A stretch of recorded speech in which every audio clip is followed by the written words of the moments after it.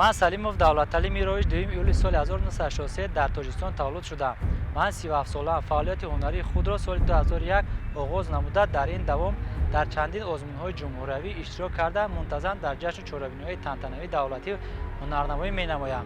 از سال 2012 این جانب اعضای انسمبل خلقی نوروز دانشگاه ملی تاجیکستان میباشم. انسمبل مذکور از سال 1965 تأسیس یافته تا امروز در ترغیب صنعت موسیقی خلقی و تشویق صنعت فرهنگی تاجیک سهمگذار میباشد.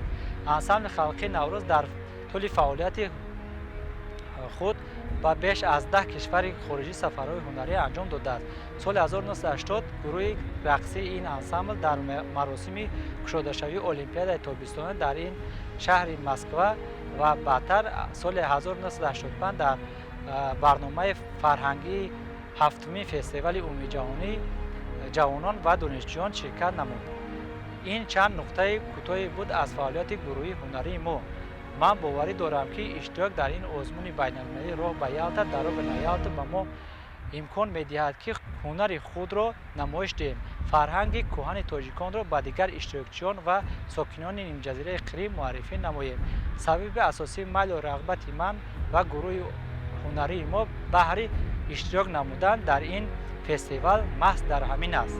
می اینیام پدراگ نیاتو